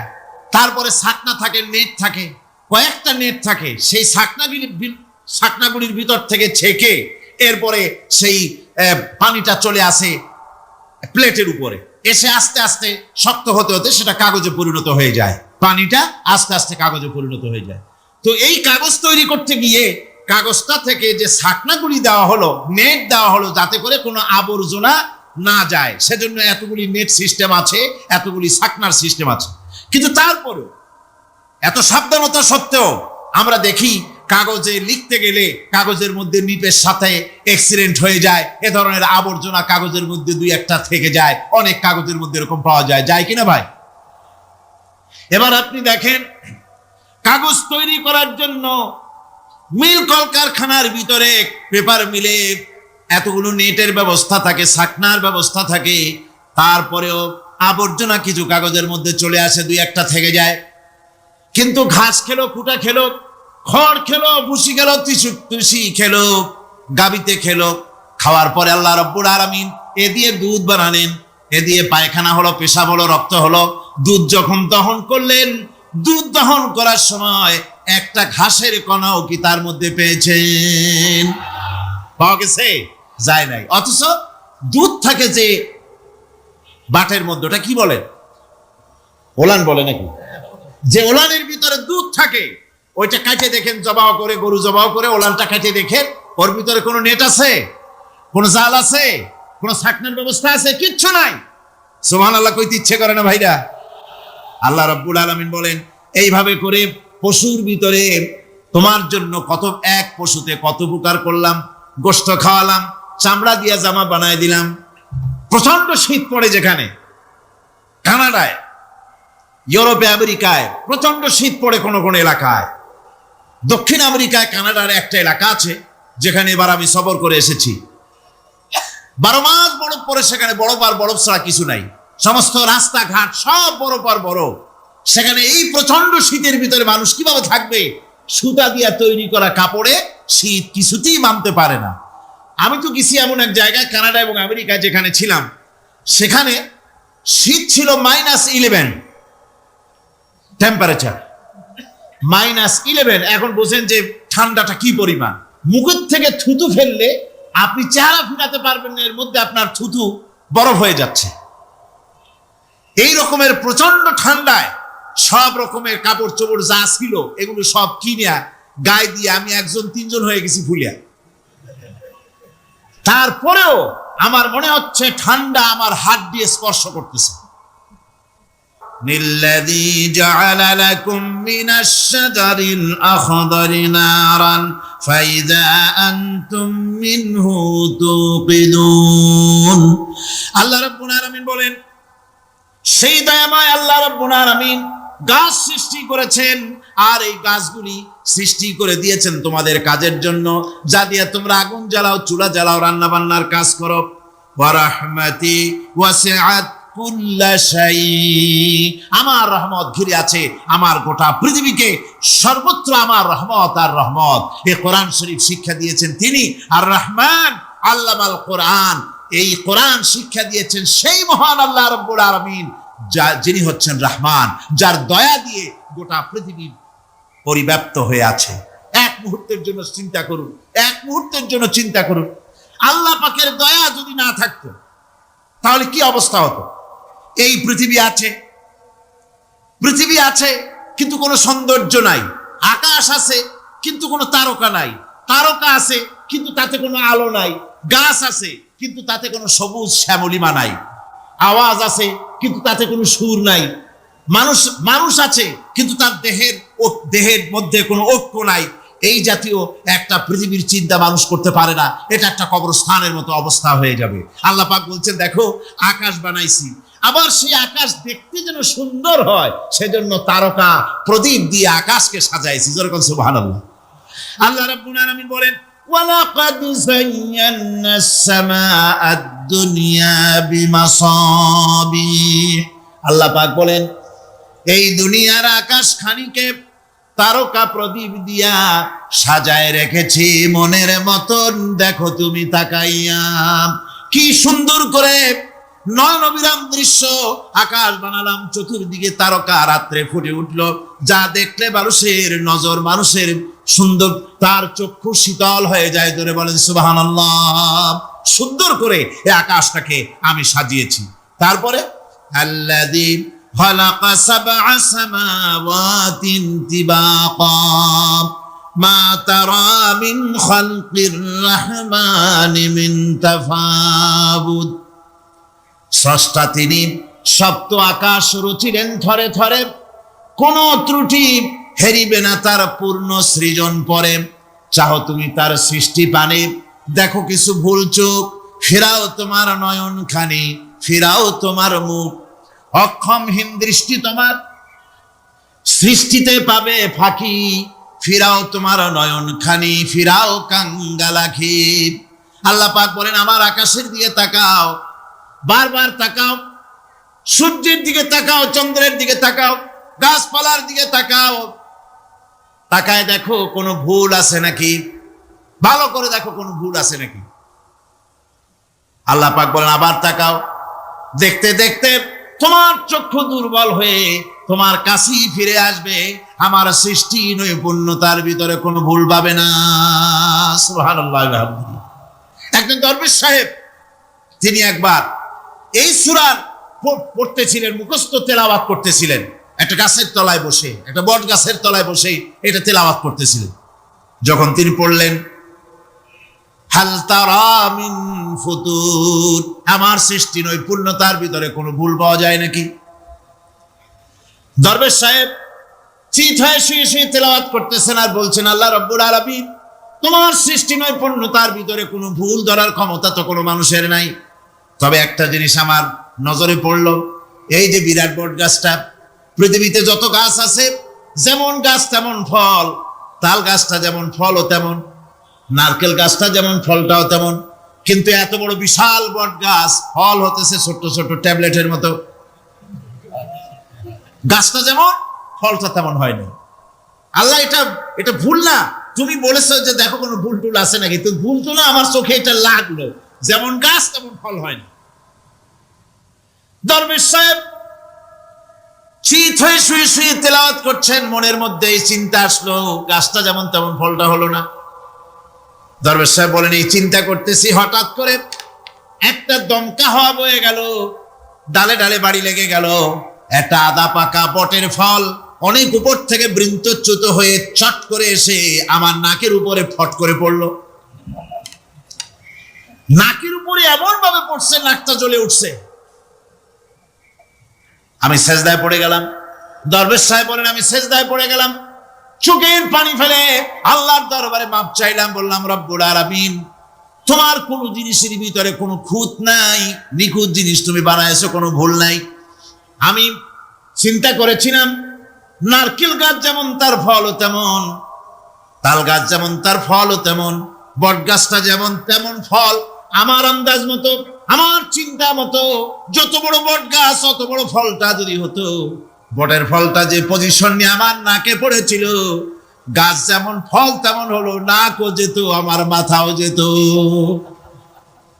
আল্লাহ রাব্বুল আলামিন বলেন দেখো বান্দা, আমার সৃষ্টি নৈপুণ্যতার মধ্যে কোনো ভুল পাবে না। সুবহানাল্লাহ, কোনো ভুল নাই, বারবার তাকাও, কোনো ভুল পাবে না।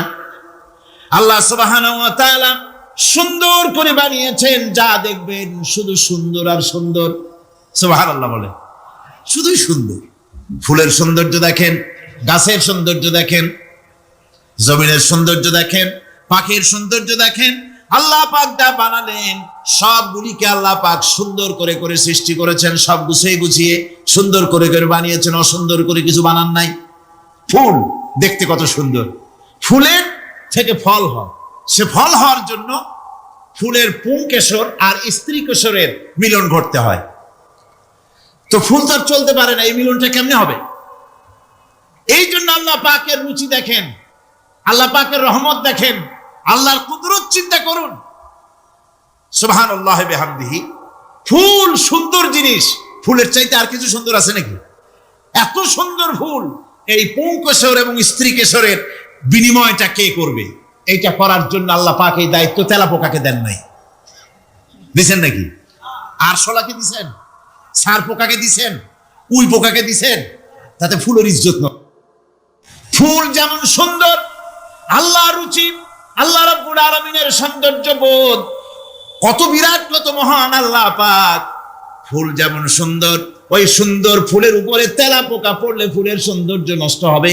এই জন্য আল্লাহ পাক ফুল যেমন সুন্দর, ওই পুংকেশর আর স্ত্রী কেশরের মিলন ঘটাবার জন্য রব্বুল আলামিন সুন্দর প্রজাপতির ব্যবস্থা করেছেন। ফুল যেমন সুন্দর, প্রজাপতিও সুন্দর।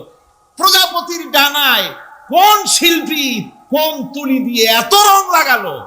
সুবহানাল্লাহ বিহামদিহি, সুবহানাল্লাহ বিহামদিহি। কি সুন্দর প্রজাপতি আল্লাহ তৈরি করলেন।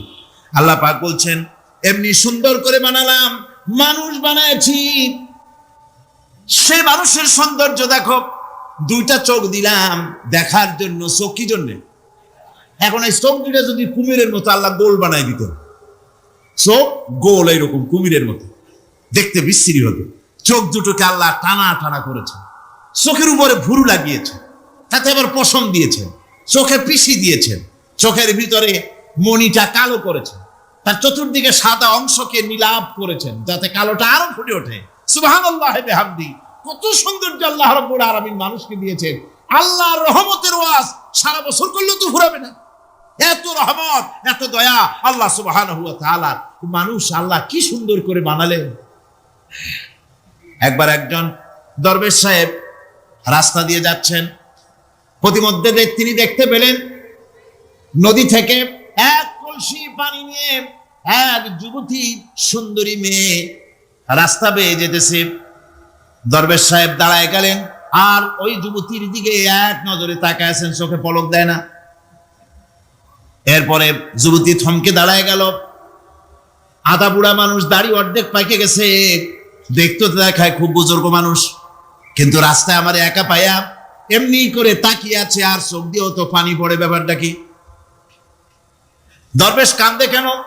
প্রতিমধ্যে আমাকে একা পেয়ে দরবেশ কাঁদে কেন, তাকিয়ে আছে কেন? মহিলার চিন্তা জাগলো। শেখ সাদী রহমতুল্লাহ আলাইহি ঘটনা লিখেছেন, বাংলা কবিতার অনুবাদ করেছেন। একদা সুখদায়ক প্রমোদাবদন, দর্শন করি মম ঝরিল নয়ন। হেসে কহে সেরূপসী সবিস্ময় মন, কহ দেখি মহাশয় কহ কি কারণ। বিষয় বিরাগী তুমি ভুবনে প্রচার, কি হেতু জন্মিল তব মানস বিকার। যুবতী মেয়েটি বলছে, ওগো দরবেশ সাহেব, হুজুর সাহেব, আমি একটা যুবতী মেয়ে লোক, রাস্তায় আমাকে একা পেয়ে আপনি আমার দিকে তাকায় আছেন আর কাঁদতেছেন। এই বৃদ্ধ বয়সে ভীমরতি হলে কেন? আমাকে দেখে কাঁদেন কেন আর এক নজরে কেন তাকায়ছেন? কারণটা কি? কি কুমতলব আছে? দরবেশ সাহেব বলছেন, হেসে কহিলাম বালে করহ শ্রবণ, নেত্র ঝরে তবু হেতু ভেব না এমন। হে রূপসী মেয়ে, তোমার জন্য আমি কান্দি, এ কথা একবারও চিন্তা করো না। যে শিল্পী রচিল এই সুধাংশু বদন, তাহার তরে ঝরে নেত্র নয়নে জীবন। তোমার প্রেম পাওয়ার জন্য, তোমাকে দেখে লোবাতুর এবং কামুক হয়ে তোমার দিকে তাকায় কান্দি, একবারও ভেব না। আল্লাহর কসম আমি কাঁদতেছি, তোমার এত সুন্দর স্বাস্থ্যের চেহারা যে আল্লাহ রাব্বুল আলামিন বানায় দিলেন, না জানি সেই আল্লাহ কত সুন্দর। যার সৃষ্টি এত সুন্দর সে আল্লাহ রাব্বুল আলামিন না জানি কত সুন্দর। আল্লাহ পাক সেই সুন্দর আল্লাহ রাব্বুল আলামিনকে দেখার তৌফিক যেন আমরা পাই। জোরে বলেন আমিন, আরো জোরে বলেন আমিন। আল্লাহ পাক বলছেন, আমি সুন্দর করে সব তৈরি করে দিয়েছি। বুঝবে তারা যারা চিন্তাশীল, যারা গবেষণা করে। ইন্না ফি খালকিস সামাওয়াতি ওয়াল আরদি ওয়া ইখতিলাফিল লাইলি ওয়ান নাহার লাআয়াতিন লিউলিল আলবাব। নিশ্চয়ই যারা নাকি জ্ঞানবান, তারা রাত এবং দিনের পরিবর্তন, আকাশ এবং জমিনের সৃষ্টি ইত্যাদির ব্যাপারে, এই সৃষ্টি নৈপুণ্যতার ব্যাপারে তারা চিন্তা করে, গবেষণা করে। রাত এবং দিনের পার্থক্য মানুষের জীবনকে জীবন পদ্ধতিকে দুই ভাগে বিভক্ত করেছে, রাত এবং দিন। দেখেন আল্লাহর রহমত এবং কুদরত সব জায়গায়।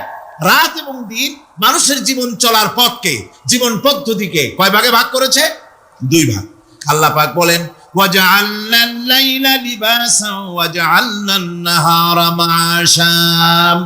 আমি রাতকে করেছি শান্তির বাহন, রাতকে করেছি আচ্ছাদন, শান্তির বাহন, আর দিনকে করেছি রোজগার করার জন্য।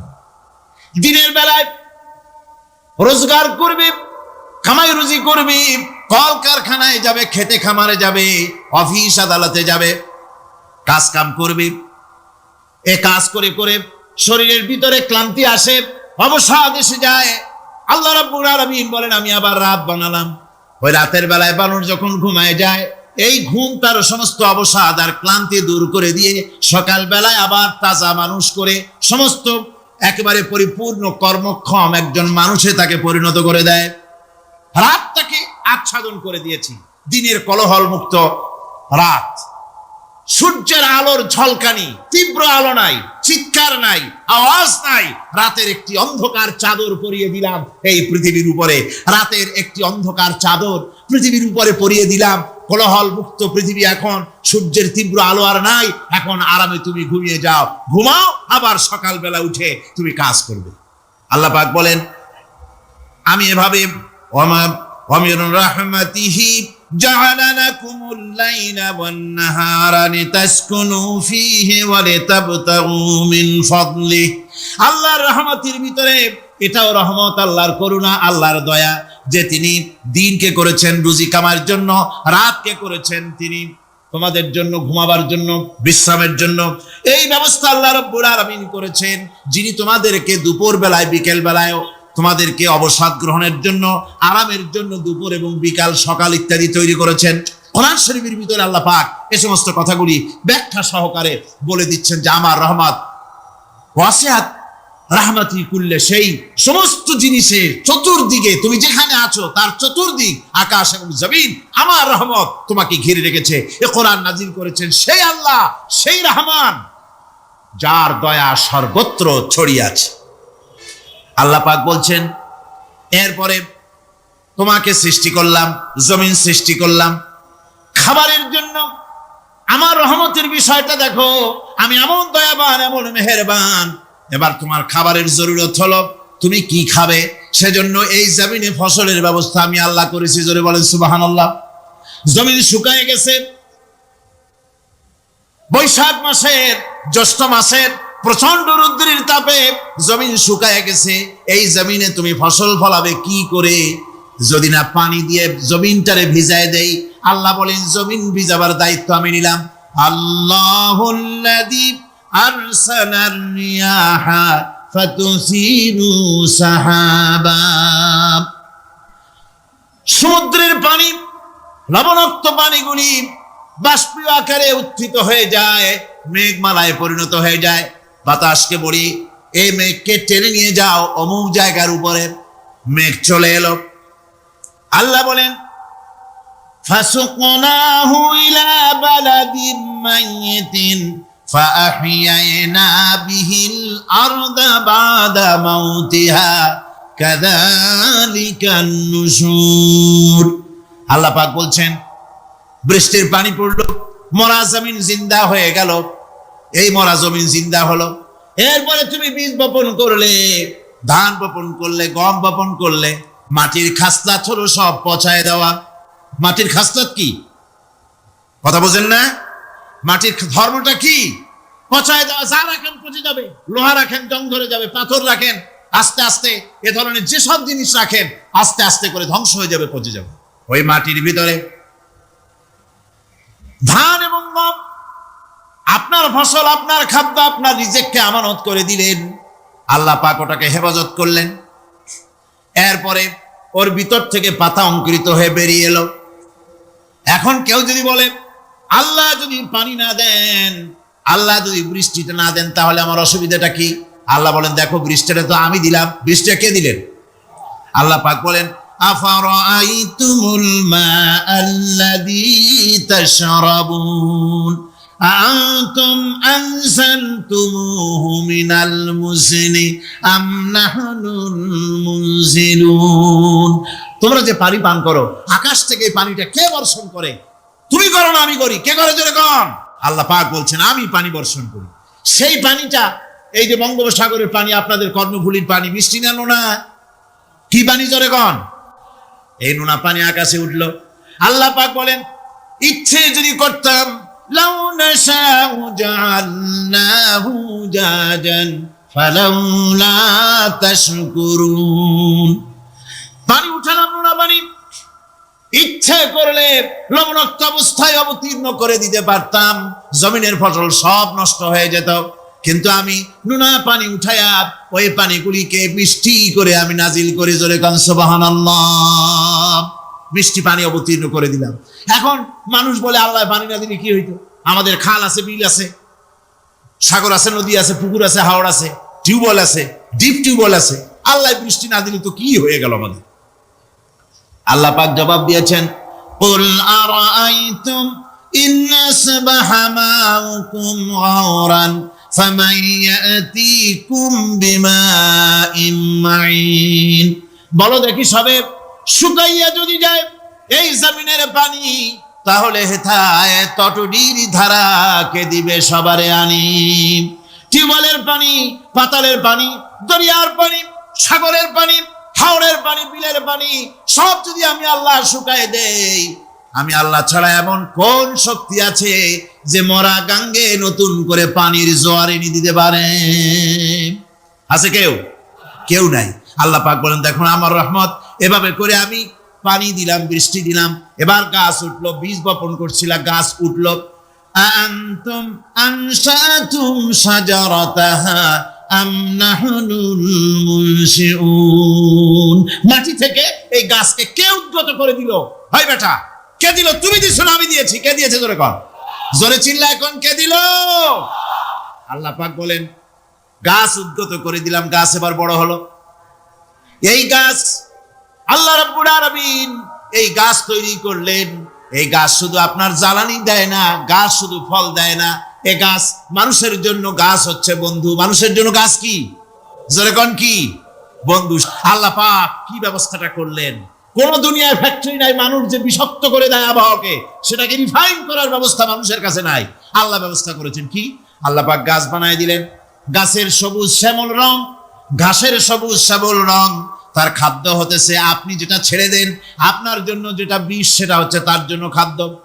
কার্বন ডাই অক্সাইড গাছ টেনে নেয়, সারা রাত টানতে থাকে অক্সিজেন থেকে, বাতাস থেকে সারা রাত টানতে থাকে কার্বন ডাই অক্সাইড, খাবার হিসাবে সে টেনে নেয়। আর দিনের বেলা যখন রোদ ওঠে, সূর্যের উত্তাপ আর গাছের সবুজ রং দুটোতে মিলে এক প্রকারের রন্ধন ক্রিয়া হয়, রাঁধা হয়। সেই রান্নার মাধ্যমে গাছের ভিতর থেকে গাছ আবার অক্সিজেন মানুষের জন্য, প্রাণীর জন্য ছেড়ে দেয়। সুবহানাল্লাহ। তো গাছ আপনার জন্য বন্ধু। একদিকে গাছ আপনার এই কাজ করলো, ফার্নিচার বানাইলো, ছায়া দিল, ফল দিল। আল্লাহ পাক বলেন, এই গাছগুলি কে তৈরি করলো? মিয়া তুমি করছো? না, আমি করছি। আমি আমার রহমত দিয়ে তোমার গাছ বানাই দিলাম। এরপরে ফসল দিলাম, ফসল হলো, তোমার তরি তরকারি হলো, সবকিছু তোমার হয়ে গেল। এবার ফসল দেখা মানুষে যখন দেখে জমিনে বড় বড় ধানের গোছা হয়েছে, মোটা মোটা ধানের গোছা হয়েছে, মোছে তখন তেল মাখে আর নতুন নতুন গানের আয়োজন করে। এবার ফসল বেশি হয়েছে, গান, থিয়েটার, বাজনা, গুনাগার বিবি, কত রকমের গানের ব্যবস্থা করে ফেলে। জমিনে ফসল আর মোছে তেল মাখে আনন্দে। আল্লাহ রাব্বুল আলামিন বলেন, লাউ নাশাউ লাজআলনাহু হুতামান ফাযান্তুম তাফাক্কাহুন। আমি যদি ইচ্ছে করি তোমার জমিনের সমস্ত ফসলটাকে আমি সম্পূর্ণ কুটায় পরিণত করে দিতে পারি, তুষে পরিণত করে দিতে পারি। পারেন না? ধানের ভিতরে আল্লাহ যদি চাউল না দেন, তাহলে সব তুষ হয়ে যাবে না? তখন কি করবেন আপনারা? কি করবেন? কোন বাংলাদেশ তখন হরতালের দেশ। যখন আপনি দেখলেন যে জমিনে ধান এবার সব তুষ হয়েছে, তখন আল্লাহর বিরুদ্ধে হরতাল করেন। লাভ হবে কিছু? লাভ হবে? আল্লাহর বিরুদ্ধে আপনারা অনশন ধর্মঘট করেন, লাভ হবে কিছু? কোনো লাভ হবে না। আল্লাহ রাব্বুল আলামিন বলেন, কোনো লাভ হবে না, বরং তোমরা তখন বলবে, ইন্না লামুগরামুন বাল নাহনু মাহরুম। কপালে তখন আঘাত করবে, পরাঘাত করতে থাকবে আর বলবে যে আরে কপাল পোড়া হয়ে গেলাম, হতভাগ্য হয়ে গেলাম, বঞ্চিত হয়ে গেলাম, আল্লাহর রহমত থেকে সর্বনাশ হয়ে গেল। তখন কপালে আঘাত করা ছাড়া আর কিছুই করতে পারবে না। আল্লাহর বিরুদ্ধে মিছিল চলে না, সমাবেশ চলে না, বিক্ষোভ চলে না, হরতাল চলে না। মহান আল্লাহ রাব্বুল আলামিন বলছেন, দেখো এইভাবে করে তোমার ফসলের ব্যবস্থা আমি আল্লাহ করেছি। আমি রহমান, আমি আল্লাহ পাক কি এমন রহমান। আজ জমিনের ফসল বৃদ্ধির জন্য ইউরিয়া, সুপার সালফেট, সালফার সারের ব্যবস্থা হয়েছে, নানান জাতের সারের ব্যবস্থা হয়েছে। যখন এই সার মানুষ তৈরি করতে শেখে নাই, আবহমান কাল থেকে এই জমিনের জন্য সারের ব্যবস্থা কে করেছেন? জোরে কোন। আল্লাহ পাক বলেন, আমিন আয়াতিহি আইয়ুরিকুমুল বারকা খাউফান ওয়া তামাম। আমার অসংখ্য নিদর্শনাবলীর মধ্যে এটাও একটি নিদর্শন, যা আকাশে বিদ্যুৎ চমকে মেঘের গর্জন হয়। এই যে বিদ্যুৎ চমকে গর্জন হয়, এর মধ্যে রয়েছে মানুষের জন্য ভীতি এবং আশা। তারা ভয় পায়, আর এর মধ্যে আশাও রয়েছে। আশাটা কি? আশা হচ্ছে এই যে বিদ্যুৎ যে বছর যত বেশি চমকায় মেঘে, সে বছর জমিনে ফসল তত বেশি বাড়ে। কৃষিবিদরা বলেছেন বিদ্যুৎ যত বেশি চমকায় জমিনের ফসল তত বেশি বাড়ে। সুবহানাল্লাহ ওয়া বিহামদিহি। এর একটা সিস্টেম আছে, সেই সিস্টেম অনুযায়ী আল্লাহ জমিনে ফসল বাড়ায় দিলেন। আল্লাহ ফসল দিলেন, এবার আপনার আল্লাহ পাক বলছেন দেখো ফসল দিলাম, ধান হলো, চাউল হলো, মাছ হলো, গোশ হলো, সব হয়ে গেছে, এখন তুমি খাবে। রান্না বান্না হয়ে গেল, রহমত আমার দেখো, আমার রহমতটা দেখো। এ কোরআন শিখাইছেন সেই আল্লাহ রাব্বুল আলামিন, যার নাম রহমান। জোরে বলেন তার নাম কি? রহমান। চাউল হয়ে গেছে, চাউল তো শুধু ভর্তা বানায় খাওয়া যাবে না, ভাত হয়েছে, আটা দিয়া রুটি তৈরি হয়েছে, কি দিয়া খাবেন? আল্লাহ রাব্বুল আলামিন আপনার পুকুরের ভিতরে মাছ দিয়া দিলেন, জন্তু জানোয়ার দিলেন, চার পায়া জানোয়ারের গোশত হালাল করে দিলেন, পাখির মাংস আল্লাহ রাব্বুল আলামিন হালাল করে দিলেন। এখন মাছ হলো, গোশ হলো। মাছ আর গোশ সিদ্ধ করে খাওয়া যাবে? জোরে বলেন যাবে? যাবে না। তার গন্ধ নষ্ট করতে হবে আর সুঘ্রাণ সৃষ্টি করতে হবে। এই গন্ধ নষ্ট করে সুঘ্রাণ সৃষ্টি করার জন্য লবঙ্গ তৈরি করলেন কে? কথা কন না কেন? এলাচি কার? দারচিনি কার? লবণ কার? মরিচ কার? হলুদ কার? পেঁয়াজ কার? সুবহানাল্লাহ ওয়া বিহামদিহি। এত নিয়ামত আল্লাহ রাব্বুল আলামিন বলেন ওয়া ইন তাউদ্দু নি'মাতাল্লাহি লা তুহসুহা। আমার নিয়ামত গণনা করে করে আমার নিয়ামত গুণে শেষ করতে পারবে না, এত নিয়ামত আমি দান করেছি। এরপরে তরি তরকারি হলো, মাছ গোশ খেতে খেতে অস্থির হয়ে যাবে, তারপরে তরি তরকারি দিলাম, শাক সবজি দিলাম, সবকিছু আমি আল্লাহ রাব্বুল আলামিন দিয়েছি। আমার নাম রহমান, তোমার সমস্ত প্রয়োজন আমি দিয়েছি, মিটাই দিয়েছি। এবার তরি তরকারি হলো, আর মানুষ তরি তরকারি খাইলো, আল্লাহ শুকর আদায় করলো না। শুকর আদায় করে না। এত সুন্দর মজার কদু, সেই কদু খায়, আর কদু খাইয়া মোসে তাও মারে, আর বলে স্বাদের লাউ বানাইলো বইরে। আল্লাহ শুকর আদায় করে, আল্লাহর নিয়ামতের শুকরিয়া আদায় করেন। আমার ভাইয়েরা, আল্লাহ রাব্বুল আলামিন বলেন এই পৃথিবীর আমি রহমান, কোরআন আমি শিখাইছি আমি রহমান। এমন রহমান শুধু মানুষকে খাবার দেই না, এই পৃথিবীর সকল প্রাণীকে আমি খাবার দেই। জোরে কান সুবহানাল্লাহ। সকল প্রাণীর খাবার কে দেন? ওয়ামা মিন দাব্বাতিন ফিল আরদি ইল্লা আলাল্লাহি রিজকুহা। এই পৃথিবীর মুখে এমন কোন বিচরণশীল জীব নাই যে জীবের রিজকের দায়িত্ব আমি আল্লাহ গ্রহণ করি নাই। সমস্ত রিজকের দায়িত্ব কে নিয়েছেন? চিল্লা এখন আল্লাহ সুবহানাহু ওয়া তাআলা। আচ্ছা আপনি কোন তো দেখি, একজন জমিদার, একজন বড় লোক, চৌধুরী, খুব বড় লোক, তার বাড়িতে 20 জন লোক গেছে রাতের বেলায়। 20 জন লোক গিয়ে মেহমান হইল। মেহমান হইয়া তারা বলতেছে সাহেব আমরা তো মেহমান, আমি এক একজন এক এক রকমের খাবার চাইলো। একজনে বললো আমি হরিণ খাবো, আর একজনে কয় আমি মুরগি খাবো, আর একজনে বললো আমি খরগোশ খাবো, আর একজনে বললো আমি হাতি খাবো, আর একজনে বললো আমি ছাগল খাবো। 20 জন মানুষের 20 রকমের খাবার চাইলো। একজনে কয় বোয়াল মাছ খাবো, আর একজনে কয় রুই মাছ খাবো। 20 জনে 20 রকমের খাবার দাবি করলো। বলেন জমিদার তো বাড়ির ধারে, জমিদারের বাপ, সেও কি পারবে 20 জনকে 20 রকমের খাবার পরিবেশন করতে? কোন প্রস্তুতি ছাড়া পারবে? পারবে। কোন প্রস্তুতি ছাড়া, কোন প্রস্তুতি ছাড়া জমিদার হোক রাজা বাদশাহ হোক 20 জন মানুষের খাবার 20 রকমের দিতে পারে না। আর আল্লাহ এমন রহমান, এই পৃথিবীর লক্ষ কোটি কোটি জাতির প্রাণীকে কোটি কোটি রকমের খাবার আল্লাহ রাব্বুল আলামিন পরিবেশন করতেছেন। সাপের খাবার একরকম, ব্যাঙের খাবার আর এক রকম। ব্যাঙে যা খায় সাপে তা খায় না, সাপে যা খায় ব্যাঙে তা খায় না। হাতির খাবার, গন্ডারের খাবার, ভল্লুকের খাবার, বাঘের খাবার, সিংহের খাবার, মানুষের খাবার, ছাগলের খাবার, মুরগির খাবার, মশার খাবার, সাপোকার খাবার, সমস্ত খাবার ভিন্ন ভিন্ন। আবার সমস্ত খাবারের মজা আল্লাহ রাব্বুল আলামিন আলাদা আলাদা করে দিয়েছেন। এমন রহমান, আপনার পেট ভরবেন শুধু স্বাস্থ্য বাড়াবার জন্য, পেট পেট ভরে খাওয়া দরকারটা ছিল। আল্লাহ পাক দেখলেন যে না, শুধু পেট ভরলে তো এরকম খাইতে চাইবে না, তাই আল্লাহ রাব্বুল আলামিন জিহ্বা দিয়ে দিলেন যাতে করে মজা লাগে আর খায়। সব রকমের মজা, এক এক গোশতে, এক এক মাছে, এক এক তরকারিতে এক এক রকম মজা, না সব রকম মজা, সব একরকম মজা, ভিন্ন ভিন্ন রকমের মজা। আল্লাহ পাক বলেন আমি রহমান, দেখো আমি কিভাবে খাওয়াই। ওয়াকাইয়্যিম মিন দাব্বাতিন লা তাহমিলু রিজকুহা আল্লাহু ইয়ারযুকুহা ওয়া ইয়্যাকুম।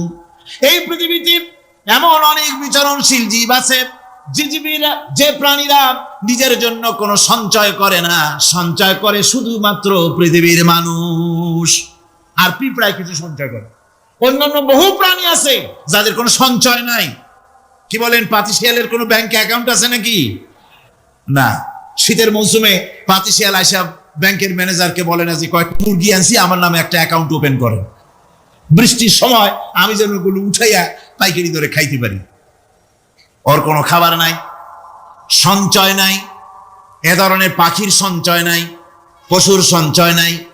মহান আল্লাহ রাব্বুল আলামিন তিনি বলছেন, সকাল বেলায় পাখি তার বাসা দিয়া ক্ষুধার্ত পেট নিয়ে পাখিগুলি উড়ে চলে যায়। সাপ তার গর্ত থেকে বের হয় খালি পেটে, পাতি শৃগল খাঁটি পেট নিয়ে গর্ত থেকে বেরিয়ে যায়। তিমির মতো অত বড় প্রকাণ্ড প্রাণী, হাতির মতো প্রকাণ্ড প্রাণী, গরিলা, শিম্পাঞ্জি, ওরাংওটাং, পিঁপড়া থেকে শুরু করে নিয়ে প্রকাণ্ড তিমি পর্যন্ত সমস্ত প্রাণীগুলি সকালবেলায় খালি পেটে বেরিয়ে যায়। সারাদিন ঘোরাঘুরির পর আল্লাহ সুবহানাহু ওয়া তাআলা বলেন, সন্ধ্যাবেলায় সমস্ত প্রাণীর পেটগুলি ভরে আমি আল্লাহ তাদের বাসায় ফিরাইয়া দেই। আমি রহমান, এভাবে করি। আমি আল্লাহ রাব্বুল আলামিন খাবারের বন্দোবস্ত করি, পড়ার বন্দোবস্ত করি, থাকার ব্যবস্থা করি।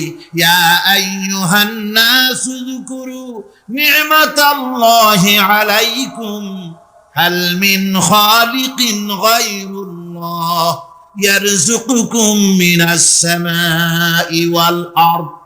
ও পৃথিবীর মানুষেরা, ওই আল্লাহর স্মরণ করো, আল্লাহর নিয়ামতের শুকরিয়া আদায় করো যে আল্লাহ তোমাকে আকাশ থেকে, জমিন থেকে রিজিক দেন।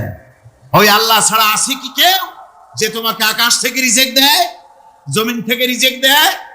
লা ইলাহা ইল্লা হুয়া ফাআন্না তুফাকুন। ওই আল্লাহ ছাড়া কোনো ইলাহা নাই, কেন তোমরা বিভ্রান্ত হও? সেই আল্লাহর দিকে ফিরে আসো। আল্লাহ বলছেন, এভাবে আমি সমস্ত পৃথিবীর মানুষের রুজি রুটির বন্দোবস্ত করি, সমস্ত প্রাণীর রুজি রুটির ব্যবস্থা করি। আমি সেই রহমান। সুবহানাল্লাহ।